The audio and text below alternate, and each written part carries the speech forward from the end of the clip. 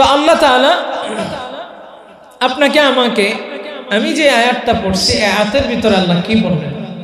আল্লাহ বলেন ফি কুলুবিহিম মারাদ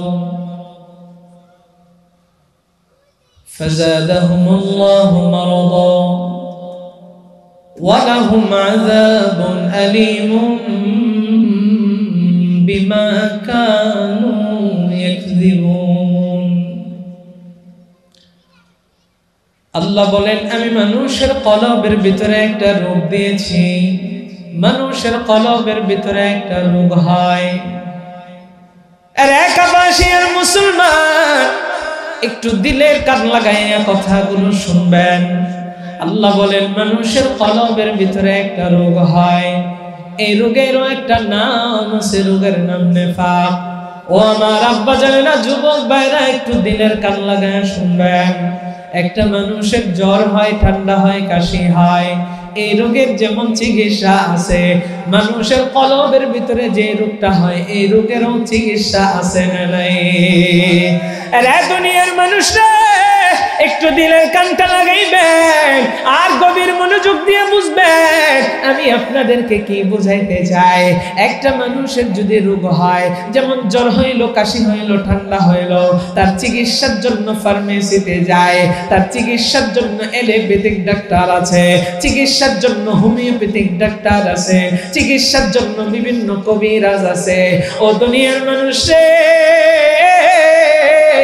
ও আমার আব্বা জানেরা, যুবক ভাইয়েরা, ও আমার পর্দার অন্তরালের মা বোনেরা রে, আমি শুধুমাত্র বাবা ভাইদের জন্য বয়ান করছি না, প্রত্যেকটা মানুষের জন্য আমি বয়ান করতেছি। আম্মা জানেরা, আপনারাও দিলের কানটা লাগায়া শোনেন।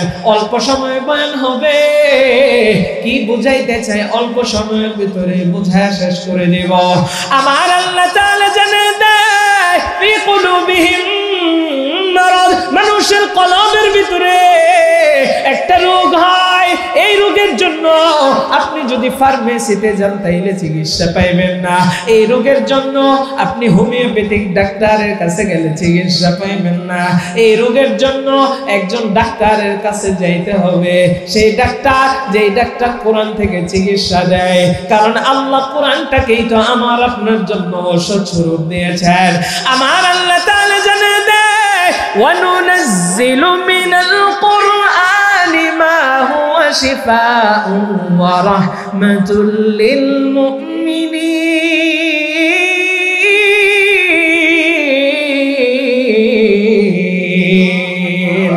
আমার আল্লাহ তাআলা বলে আমি এই কোরআনটাকে নাজিল করেছি রে মুমিন তোদের জন্য ঔষধ স্বরূপ হিসাবে। আমি এই কোরআনটাকে নাজিল করেছি তোদের জন্য রহমত স্বরূপ হিসাবে। কোরআনটা আমার আপনার জন্য শেফা, ঔষধ। এই কোরআনে আল্লাহ আমার আপনার জন্য ওষুধ রেখে দিয়েছেন। এই কলবের চিকিৎসার জন্য কারা ওষুধ দেবে? বলে উলামায়ে কেরামরা ওষুধ দেবে। এই কোরআন থেকে তারা আপনাকে আমাকে ওষুধ দেবে, মেডিসিন দেবে। আল্লাহ কোরআনের ভিতরে আমার আপনার জন্য ওষুধের মেডিসিন রেখে দিয়েছেন। আল্লাহ বলেন ফি কুলুবিহিম মারাদ, মানুষের কলবের ভিতরে রোগ হয়। এই রোগের চিকিৎসা যদি না করা হয় ফাযাদাহুমুল্লাহু মারাদা, আমি আল্লাহ এই রোগটাকে বৃদ্ধি করে দেই, বাড়ায়া দেই। ও দুনিয়ার মানুষ, ঠিক তেমনি ভাবে দুনিয়ার ভিতরে আপনার আমার যদি কোনো চিকিৎসার দরকার হয়, রোগ হইলে ওই চিকিৎসা না করলে রোগটা বাড়তে পারে, মৃত্যুর দিকে ধাবিত হতে পারে। ঠিক তেমনি ভাবে এই কলবের চিকিৎসাও যদি সময় মতো না করেন তাইলে আপনার আমার রোগটা আল্লাহ বলেন ফাযাদাহুমুল্লাহু মারাদা, বেড়ে যাবে, বাড়তে বাড়তে কি হবে? বলে এমন একটা পর্যায়ে দাঁড়াইবে আর এই অবস্থায় যদি তুমি মারা যাও, আমার আল্লাহ জানায় দিলেন তার স্থান হয়ে যাবে জাহান্নাম। জুড়ে কন্যা নাউযুবিল্লাহ। আরে আমার আব্বা জানেরা, ও কাপাসিয়ার মুসলমান, তাইলে এই কলবের রোগ সম্পর্কে আমাদের জানার দরকার আছে না নেই? আপনাদের আওয়াজে কয় না, না জানার দরকার নেই। জুড়ে কোন আছে না নাই? ও কাপাসিয়ার মুসলমান, আল্লাহ তাআলা জানায় দিলেন এই রোগটা যদি আপনি আমি চিকিৎসা না করি, আল্লাহ বলেন ফাযাদাহুমুল্লাহু মারাদা, রোগটা বাড়তেই থাকবে, বেড়েই যাবে। মুফাসসিরে কেরামগণ তাফসীরের কিতাবের ভিতরে জানায় দেয় যাদের কলবের মধ্যে রোগ আছে এই রোগের নাম হচ্ছে নেফাক। এবার আপনারা একটু জবাব দিয়া জানায় দেন রোগের নাম কি? আরো জোরে, হুজুর হয় নাই। নেফাক, রোগের নাম নেফাক। আর যার কলবের ভিতরে এই নেফাক নামক রোগ আছে, আমার আল্লাহ তাআলার পয়গম্বর জানায় দেয় এই নেফাক নামক রোগওয়ালা ব্যক্তিদেরকে বলা হয় মুনাফিক। জোরে কন্না নাউযুবিল্লাহ। যাদের কলবের ভিতরে এই নেফাক নামক রোগ আছে তাদেরকে কি বলা হয়? জোরে কন, মুনাফিক বলা হয়। সম্মানিত হাজিরিন, আমার মারাত্মক কষ্ট হইতেছে, আমি আপনাদেরকে বুঝাইতে পারবো না, পুরা জোর দিয়ে বয়ান করতেছি। টান দিলে সের করে বাচ্চা বলা বানের মতো। সম্মানিত হাজিরিন, তাইলে নেফাক নামক রূপ মুনাফিক বলা, মুনাফিক। এখন মুনাফিক কাদের ভিতরে হয় সেটা আমাদের জানার দরকার আছে না নাই? আর জোরে কম। আপনারা কি ঘুমায় গেছেন? আজকের মাহফিলটাতে দেখা যায় আব্বাজানদের সংখ্যা বেশি, মানে এই এলাকায় যুবক নাই। যুবক কি আমার সামনে আছে? দেখছেন, যুবক নাই। আবারও জায়গায় যুবক আছে। আজকে ঘোষণা দিয়ে গেলাম, এই বরবের কাজীবাড়ি এই এলাকার ভিতরে সব বুড়া, যুবক একটারও পাই নেই। কারণ যুবক পাইলে আওয়াজ টাওয়াজ কিছু শুনতাম। তাহলে আজকে ওয়াজটাও হবে বুড়া মার্কা, মাইকও হয়েছে বুড়া মার্কা, ওয়াজও হবে বুড়া মার্কা। তাহলে আব্বাজানরা বুড়া যারা আছেন আমার সাথে আছেন আপনারা?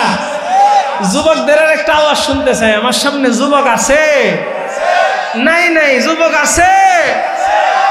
আব্বাজানরা কইতেছে আছে। চিন্তা করেন, নিজের বুড়া মনে করতে চায় না, আরে সবাই নিজের জুয়ান মনে করতেছে। আরে কেউ তো আমার জানা মতে ৭৫ বছরের একজন মুরব্বী আমার জানা মতে আছে। এই মুরব্বী স্ত্রী মারা গেছে, এখনো সে বউ খুঁজতেছে। বয়স কত? জোরে কম। ৭৫। বাস্তব কথা, সত্য কথা। আমি বললাম না কে, কারণ মিডিয়া আছে তো, পরে এটা চলে গেলে কোনো সময় যদি উনি শুনে, ওনার আশেপাশের লোকেরা শুনে, আমি বলছি যে এটা বুঝে ফেলবে যে কাকে বলছি, একটু কষ্ট পাইতে পারে। হ্যাঁ, ৭৫ বছর বয়স, এখনো নিজের বুড়া মনে হয়। তাহলে আমার সামনে যুবক আছে? লিল্লাহি তাকবীর, লিল্লাহি তাকবীর, আলহামদুলিল্লাহ। সম্মানিত হাজিরিন, তাহলে বলতেছিলাম মুনাফিক কাদেরকে বলা হয়? মুনাফিক মানুষের ভিতরে হয়। বুঝলেন কথা? সংক্ষেপে বুঝায় সামনের দিকে চলে যায়। মানুষের ভিতরে হয়। এখন কোন মানুষ? এই পৃথিবীতে আল্লাহ তাআলা অসংখ্য অগণিত মানুষ পাঠাইছে। মানুষের ভিতরে বিভিন্ন ধর্মাবলম্বীর মানুষ আছে। কেউ হিন্দু, কেউ বৌদ্ধ, কেউ খ্রিস্টান, আবার বিভিন্ন ধর্মাবলম্বী যাদের কোনো ধর্মের নামও নেই, এরকম মানুষও আছে পৃথিবীতে। এর ভিতরে হলো মুসলমান। সমস্ত ধর্মের মানুষের ভিতরে সব ধর্মবাদ, শুধু মুসলমানদেরকে রাখলাম। মুনাফিক হয় মুসলমানদের ভিতরে। এখন এই মুনাফিক কি করলে হয়? মুনাফিকের কয় প্রকার, কি কি, মুনাফিকের শাস্তি কি, মুনাফিক আমাদের ভিতরে আছে কি নাই, এই বিষয়গুলো আমাদের জানার দরকার আছে না নাই? সম্মানিত হাজিরিন, তাইলে আমরা প্রথম নাম্বারে বুঝলাম অন্যান্য ধর্মাবলম্বীদের ব্যাপারে কোনো কথা নাই, কারণ তারা তো এমনিতেই জাহান্নামী। মুসলমানদের ভিতরে মুনাফিক হয়। এই মুনাফিক আপনার আমার মতো লেবাস ধারণ করে। আপনার মাথায় যেমন টুপি, মুনাফিকের মাথায়ও টুপি, তার মুখেও দাড়ি, তার শরীরের ভিতরে পাঞ্জাবি। আপনার আমার সাথে সেও মসজিদের নামাজ পড়তেছে। এই মুনাফিক কতটা ভয়ঙ্কর একটু গভীর মনোযোগ দিয়ে শুনবেন, বুঝবেন। আপনাদেরকে একটা প্রশ্ন করতে চাই, বাহিরের শত্রু ভয়ঙ্কর না ঘরের শত্রু ভয়ঙ্কর? এই জন্য নবীজি বলেন, আল মুনাফিকুনা আশাদ্দু খাত্তা মিনাল কাফিরিন। মুনাফিক কাফেরের চাইতেও ভয়ঙ্কর। নাউযুবিল্লাহ। কারণ এই মুনাফিক দিয়ে ইসলামের যতটুকু ক্ষতি হয়েছে কাফেরের দ্বারা ততটুকু ক্ষতি হয়নি। কারণ কাফের ইসলামের বিতর্কিত বিষয়গুলো জানতো না, মুনাফিক বিতর্কিত বিষয়গুলো জানতো। আর ভিতরে থাইকা থাইকা তারা ইসলামের এমন ভাবে ক্ষতি করেছে, নবী বলেন মুনাফিক কাফেরের চাইতে ভয়ঙ্কর, যার জ্বলন্ত প্রমাণ আমি নবীর জামানা থেকে জানাবো আপনাদেরকে, বর্তমান জামানায়ও আপনাদেরকে জানায় দেই। বাংলাদেশ 95% মুসলমানের দেশ, এই দেশের ভিতরে 5% ধরেন না ভিন্ন ধর্মাবলম্বী, এরপরে কোরআনের আইন কোরআনের শাসন ব্যবস্থা চালু করা যায় না। কারণ হচ্ছে এই দেশে 95% মুসলমান নাই, বরং ঘরের কোনায় কোনায় অসংখ্য মুসলমান নামধারী মুনাফিকরা বসে আছে, যার জন্য কোরআনের আইন এই দেশে চালু করা সম্ভব হয় না। কথা কোন ঠিক কিনা? ঘরের কোনায় কোনায় মুনাফিকরা বসে আছে। আপনি আমি যখন কোরআনের একটা আইন বাস্তবায়ন করতে যাব, দেখবেন ঠিক সেই মুহূর্তে আপনার আমার বিরুদ্ধে বাধা দেওয়ার চেষ্টা করবে। তারা বলবে না না না, এই আইন করা যাবে। দেখবেন মুসলমান নামের সাইনবোর্ড পর্দার আইন করলে, কোনো একটা প্রতিষ্ঠানে করলেও ওখানে কিন্তু বাধা চলে আসে, পর্দার উপরে বিধিনিষেধ চলে আসে। আপনি এই কিছুদিন আগেও তো দেখেছেন ঢাকা ইউনিভার্সিটিতে কোরআনের অনুষ্ঠান হয়েছে, তো ওই ছাত্রদেরকে বহিষ্কার করে দিয়েছে। তারাও কিন্তু মুসলমান, আসলে না, তারা মুসলমান নয়, কোরআনের ভাষায় তারা হচ্ছে মুনাফিক। সমাজে গান বাজনা বন্ধ করতে চাইবেন, ধরেন না ভালো মানুষ 100 মানুষ সমাজে বাস করে, 90 জন ভালো 10 জন খারাপ, বুঝলেন কথা? তাইলে 10 জন মানুষ খারাপ আর 90 জন ভালো, একটা সমাজের ভিতরে সুন্দরভাবে সমাজটাকে চালানোর জন্য 90 জন মানুষ তারা যথেষ্ট। 10 জনের ফু মারলে উড়ে যাইবে, কিন্তু এরপরেও সমাজের ভিতরে একটা যাত্রাপালা হোক, একটা গান বাজনার অনুষ্ঠান হোক, শয়তানের কোনো কারখানা এখানে তৈরি করা হোক, ওই 90 জন মানুষ পারে না। কারণ কি জানে? 90 জন মুসলমান নয়, এই 90 জনের ভিতরে মুনাফিকরা রয়েছে, যারা ওই সমস্ত শয়তানদের সাথে একসাথে কাজ করে। আর যারা ইমানদার আছে এদেরকে বাধা দিয়া ওখান থেকে তাদেরকে বিচ্যুত করে দেয়, যার ফলেই নবীজি বলেন আল মুনাফিকুনা আশাদ্দু খাত্তান মিনাল কাফিরিন, মুনাফিক কাফেরের চাইতে ভয়ঙ্কর। এই সমস্ত মুনাফিকদের কারণে সমাজ থেকে কোনো একটা ভালো কাজ আপনি করতে যাবেন, দেখবেন বাধা আসবে। খারাপ কাজ সমাজ থেকে আপনি কখনো এটাকে বিধিনিষেধ করতে পারবেন না, সমাজ থেকে দূর করতে পারবেন না, একমাত্র কারণ হচ্ছে মুনাফিকের কারণে। কথা কোন ঠিক কিনা? সম্মানিত হাজিরিন, তাহলে আমাদের মুনাফিক সম্পর্কে সব সময় সতর্কতা অবলম্বন করার দরকার আছে না নেই? নিজেও যেন মুনাফিক না হয় সেই বিষয়ে আমার আপনার খেয়াল করতে হবে। এখন আমাদের চিহ্নিত করতে হবে কারা মুনাফিক আর কারা মুনাফিক না। মুনাফিকের শাস্তি সম্পর্কে বলি, নবীজি তো একটা হাদিস বলেই দিয়েছেন, এবার আল্লাহ বলেন ইন্নাল মুনাফিকিনা ফিদ দারকিল আসফালি মিনান নার। রে কাপাসিয়ার মুসলমান, গভীর মনোযোগ। আল্লাহর নবী সরকারে দো আলম নবী হাদিসের মধ্যে জানায় দিলেন মুনাফিক কাফেরের চাইতেও ভয়ঙ্কর। আরেক দিক দিয়ে আমার মায়ার নবী, দয়ার নবী, রহমতের নবী হাদিস বলার পর আল্লাহ তাআলা কোরআনে হাকিমের ভিতরে জানায়। এখন কি আপনি রাগে কিছু করে তুলছেন? আমি পারতেছি না, ঠিক আছে, দোয়া করে দিন। আর কেউ আছে কথা বলার? সম্ভব না আব্বাজান, গলা শেষ, খাই ফেলাইছে।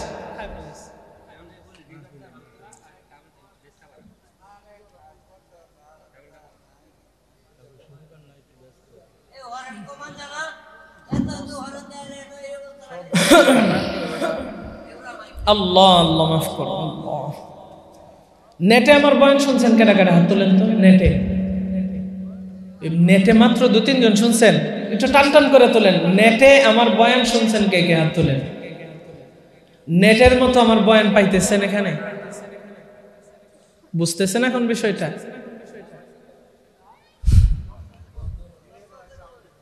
আল্লাহু আকবার। তাহলে আল্লাহ বলেন ইন্নাল মুনাফিকিনা ফিদ দারকিল আসফালি মিনান নার। আল্লাহ বলেন নিশ্চয় মুনাফিকরা জাহান্নামের সর্বনিম্ন স্তরে থাকবে। নাউজুবিল্লাহ কইতেন না? দেখেন আল্লাহ কতটুকু আপনাকে আমাকে ভয়ঙ্করের বিষয়টা জানাইতেছে। যে মুনাফিকরা জাহান্নামের সর্বনিম্ন স্তরে থাকবে, এটার মানে কি? ধরেন একটা গর্ত, এই গর্তের ভিতরে আপনি একটা মাটির টুকরা ফালাইলেন বা ইটের টুকরা ফালাইলেন, সবার আগে ফালাইছেন, এটা যাবে সবার নিচে।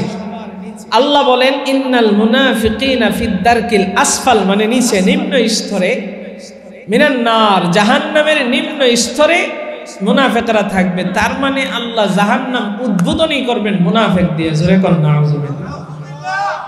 তাহলে শাস্তিটা কত মারাত্মক! আল্লাহর কাছেও যেরকম মুনাফিক সবচাইতে বড় ঘৃণিত পাত্র, নবী বলেন কাফেরের চাইতে মুনাফিকরা ভয়ঙ্কর। কারণ এই মুনাফিকরা নবীরে এত কষ্ট দিছে, এত কষ্ট দিছে। মুনাফিকের সর্দার আব্দুল্লাহ ইবনে উবাই ইবনে সুলুল আমার নবীকে সে হত্যা করার মতো ষড়যন্ত্র, ঘৃণিত ষড়যন্ত্র কাফেরদের সাথে মিলে করছে। জোরে কর নাউযুবিল্লাহ। শুধু তাই নয়, উম্মাহাতুল মুমিনিন আম্মা জান আয়েশা সিদ্দিকা রাদিয়াল্লাহু আনহাকে জিনার মতো জঘন্য অপবাদ দিয়েছিল এই মুনাফিকের সর্দার। জোরে কর নাউযুবিল্লাহ। রে কাপাসিয়ার মুসলমান, দেখেন না আম্মা জান আয়েশা সিদ্দিকা রাদিয়াল্লাহু আনহাকে এই মুনাফিকের সর্দার জিনার মতো অপবাদ দিয়েছে। শুধু তাই নয়, তাই নয়, আমার মায়ার নবী, দয়ার নবী, রহমতের নবী উহুদের যুদ্ধে যখন তিনি রওনা হয়ে গেলেন, এবার আমার মায়ার নবী, দয়ার নবী, রহমতের নবী কাফের বেঈমান মুশরিকদের বিরুদ্ধে উহুদের মতো একটা মারাত্মক যুদ্ধে অংশগ্রহণ করার জন্য আমার মায়ার নবী অল্প সংখ্যক সাহাবীদেরকে নিয়ে রওনা হয়ে গেলেন। এই উহুদের যুদ্ধে অর্ধেক রাস্তা থেকে, পিছন দিক থেকে এই মুনাফিকের সর্দার তার 300 মুনাফিক বাহিনী নিয়ে আমার মায়ার নবীকে বিপদে ফেলায় চলে এসেছে। জোরে কন্না নাউযুবিল্লাহ। এলাকাবাসীর মুসলমান, এরপরে এরা মুনাফিকরা চিহ্নিত হয়ে গেল। এরা ইসলামের ক্ষতি চায়, এরা মুসলমানদের ক্ষতি চায়। মুসলমানরা আগায়া যাক, এরা সহ্য করতে পারে না। ইসলাম আগায়া যাক, এরা সহ্য করতে পারে না। কোরআনের বাণীগুলো এরা সহ্য করতে পারে না। আমাদের সমাজে অহরহ মুনাফিক রয়েছে, যাকে আপনি চিহ্নিত করতে পারবেন। আপনি কোরআনের হক কথা যখন বলবেন, এরা দেখবেন বাধা দেওয়ার চেষ্টা করবে। এরা আপনার কথাগুলোকে উগ্রপন্থী বলে উড়ায় দিবে, জঙ্গিবাদের কথা বলে উড়ায় দিবে। আপনাকেও কি এমনকি জঙ্গি আর উগ্রবাদী বইলা জেলের ভিতরে ঢোকায় দেওয়ার মতো তারা চেষ্টা করবে। এরা দুনিয়ার মানুষরা এই মুনাফিকের সর্দার আব্দুল্লাহ ইবনে উবাই ইবনে সুলুল সে প্রকাশ্যে মায়ার নবীর সাহাবীদেরকে গালিগালাজ করত। শুধু তাই নয়, তাই নয় রে মুমিন, দিলের কানটা লাগায় শুনেন। আমার আপনার ইসলাম ধর্ম যেন সামনের দিকে এগিয়ে না যায়। নবীর সামনে ভালো স্বাস্থ্য ঠিক, কিন্তু গোপনে গোপনে ইসলামকে কেমনে দাবায় দেওয়া যায় কাফেরদের সাথে ষড়যন্ত্র করত। মুনাফিকদের একটা স্বভাব দেখবেন, এরা দেখবেন বিধর্মীদের সাথে আতাত কইরা চলে। এরা দেখবেন ইসলাম কেমনে লিবা যায়, সেই জন্য তারা চেষ্টা করে। আমাদের দেশেও এরকম মুনাফিক আছে না নাই? এরা দেখবেন ইন্ডিয়ার সাথে আতাত করে চলতে চায়, ইন্ডিয়ার রামের সাথে আতাত করে চলতে চায়। আমাদের ইসলাম ধ্বংস হয়ে যাক, আমাদের দেশ ধ্বংস হয়ে যাক, এটা তাদের দেখার দরকার নেই। কথা কোন ঠিক কিনা?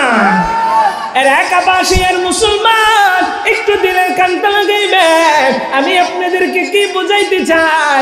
এতক্ষণ আমি আপনাদেরকে মুনাফিকের শাস্তির ব্যাপারে বললাম, এবার আমি আপনাদেরকে মুনাফিকের ভয়াবহতা সম্পর্কে জানাইতেছি। এরপরে আমি আপনাদেরকে জানাইব মুনাফিক কত প্রকার এবং কি কি।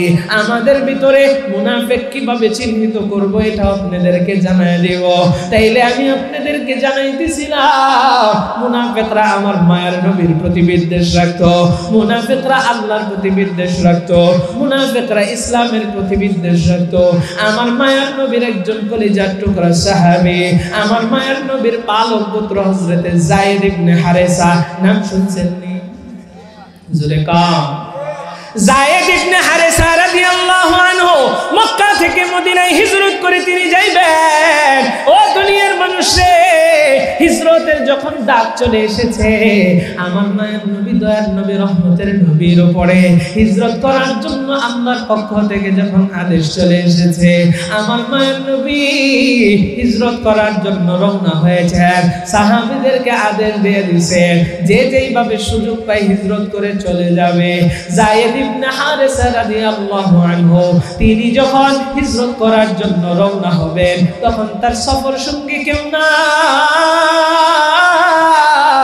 যায়েদ ইবনে হারেসা রাদিয়াল্লাহু আনহু আমার মায়ের নবীর পালক পুত্র, তার মনের ভিতরে ভয়, আহারে আমি যদি একা একা রওনা হই, কাফেররা যদি আমার আক্রমণ করে, তাইলে ওই কাফেরদের ভয় তার অন্তরের ভিতরে। আবার আরেকটা ভয়, মুনাফিকরা এমন ভাবে ছড়ায় ছিটায় আছে, এদেরকে তো চিনার কায়দা নাই, এরাও আমার এই রাস্তার ভিতরে আক্রমণ করতে পারে। এরা দুনিয়ার মানুষ রে। যায়েদ ইবনে হারেসা তিনি একা একা রওনা হয়ে গেলেন। যাইতেছেন তো যাইতেছে, হঠাৎ করে সামনে একজন ব্যক্তিকে তিনি দেখতে পেলেন, যে ব্যক্তির মুখের ভিতরে লম্বা দাড়ি, মাথার ভিতরে সুন্দর সুন্দর পাগড়ি, মায়া দুনিয়ার মানুষের গায়ের ভিতরে লম্বা জামা। ওই ব্যক্তিটা হযরতে যায়েদ ইবনে হারেসাকে দেখা সালাম দিয়েছে। যায়েদ ইবনে হারেসা তিনি সালামের জবাব দিলেন। ওই ব্যক্তিটা যায়েদ ইবনে হারেসারে ডাক দিয়া বলে, ও যায়েদ ইবনে হারেসা, তোমারে আমি চিনা ফেলাইছি, তুমি মনে হয় হিজরত করে যাইতেছো। আমিও হিজরত করার জন্য রওনা হয়েছিলাম, কিন্তু আমার সফর সঙ্গী নাই। তুমি যদি চাও আমি তোমার সফর সঙ্গী হওয়ার জন্য প্রস্তুত। এরা দুনিয়ার মানুষরা, ওই ব্যক্তির কথার ভিতরে কোনো বেজার আছে? আর জুড়ে বলতে হবে, আছে নাকি? ও দুনিয়ার মানুষ রে, যায়েদ ইবনে হারেসা চিন্তা করলেন, আমারে দেখা সালাম দিছে আর বলতেছে আমারে চিনে, সুতরাং তার কথাগুলো এত সুন্দর, তার কথা সুন্দর, আমি তার সফর সঙ্গী বানাইতে পারি। ও দুনিয়ার মানুষ, আসলে ওই ব্যক্তিটা মুসলমান ছিল না, ছিল একজন মুনাফিক। তার মনের ভিতরে মতলব ছিল হযরতে যায়েদকে হত্যা করবে। জোরে কন্না নাউজুবিল্লাহ। এই জন্য সুন্দর সুন্দর কথা দিয়া আপনাকে আমাকে তারা মন্ত্র মুগ্ধের মতো আপনাকে আমাকে বেলাইনের দিকে নিবে, ভালো ভালো কথা বলে নিয়ে যাবে, আপনি আমি টেরই পাবো না। কিন্তু মুমিন মুসলমানের দায়িত্ব কর্তব্য হলো সবসময় অ্যাক্টিভ থাকা, বোঝা। আমাদের সমাজের ভিতরে দেখবেন সুন্দর সুন্দর কথা বইলা, ধরেন না একটা উদাহরণ দিয়ে জানাই দেই। উদাহরণটা এইভাবে আমি সবসময় জানাই, নির্বাচনের আগ মুহূর্তে মাথার ভিতরে টুপি লাগাইয়া, মুখের ভিতরে কুচাকুচি দাঁড়িয়ে রাখছে, সব সময় ক্লিন সিপ রাখে, কিন্তু নির্বাচনের আগে টুপিও লাগাইছে, দাড়িও রাখছে, আবার গায়ের ভিতরে পাঞ্জাবি লাগাইয়া মঞ্চের ভিতরে আইসা আপনাদের সামনে বলবে, আমি যদি ক্ষমতায় আসতে পারি তাইলে আমি আপনাদের এই দেশের ভিতরে মদিনা সনদে রাষ্ট্রটাকে চালাইব। শুধু তাই নয়, আমি যদি ক্ষমতায় আসতে পারি তাইলে এই সমাজের ভিতরে গান বাজনা থাকবে না। আমি যদি ক্ষমতার ভিতরে আসতে পারি তাইলে বেদবা ভাতা চুরি হবে না। আমি ক্ষমতায় আসতে পারলে গরিবের হক লুণ্ঠন হবে না। আমি আসতে পারলে সরকারের সম্পদগুলো সুন্দরভাবে আপনাদের যেখানে যেভাবে বরাদ্দ দেওয়া আছে আমি লাগাইয়া দিব। আপনারাও চিন্তা করলেন, হ্যাঁ চমৎকার কথা বলতেছে, সুতরাং ভোটটা তারে দেওয়া দরকার। এবার দেন তারে সিল লাগাইয়া, ভোটটা পাইয়া যখন সে পাশ হয়ে গেছে, এবার দেখেন যে এই লোকটা মাথার ভিতরে আর টুপিও নাই, শরীরের ভিতরে আর জামাও নাই, আপনারাও আসছিলেন না। সরকার আপনার আমার জন্য বিধবাদের জন্য বিধবা ভাতা দেয়, ওই ভাতাও বিধবারা পায় না। একটা সমাজের ভিতরে বাথরুম দরকার, ওই বাথরুমের টাকাটা পর্যন্ত ওই ব্যক্তিরা খায়া ফেলায়। কথা কোন ঠিক কিনা? শুধু তাই নয়, রডের বদলে বাঁশ দেয়। ও দুনিয়ার মানুষ, আমরা সুতরাং এই সমস্ত মুনাফিকদেরকে চিনে ফেলেছি, আর আমাদেরকে ধোঁকা দেওয়ার সুযোগ নেই। এবার আমার আপনার সবসময় অ্যাক্টিভ থাকতে হবে। আমরা এই দেশে নৌকা দেখেছি, ধানের শীষ দেখেছি, এই দেশে লাঙ্গল দেখেছি, এখন আমরা ইসলামের বাংলাদেশ দেখতে চাই, কোরআনের বাংলাদেশ দেখতে চাই। কথা কোন ঠিক কিনা? কারা কারা ইসলামের বাংলাদেশ দেখতে চান? দুইটা হাত তুলে আল্লাহরে দেখায় দেন। লিল্লাহি তাকবীর, লিল্লাহি তাকবীর। ও দুনিয়ার মানুষ, এটা শুধু কথার কথা নয়, ঈমান আমার আপনার বিক্রি করে দেয় 100 টাকার কাছে, এই 1 টাকার চার কাছে, 500 টাকার কাছে। ঈমান সকালে বিক্রি করে দেয়, বিকালে বিক্রি করে দেয়, আর বিক্রি করা যাবে? জোরে কোন যাবে? আমার আপনার কপাল মন্দ হওয়ার পেছনে একমাত্র কারণ আমি আপনি বিক্রি করে দেই নিজে, আর বিক্রি করেন না। আর ধোঁকার শিকার হয়েন না। আমাকে আপনাকে বাঁচান, নিজেও বাঁচেন, সমাজকে বাঁচান, রাষ্ট্রকে বাঁচান। কোরআনের আইন চালু হোক, এটা আমরা সত্যিই তো মনে প্রাণে চাইতো ইনশাআল্লাহ। আল্লাহ কবুল করুক, জোরে বলেন আমিন। অনেক ধোঁকা খেয়েছি আমরা, আর নয়।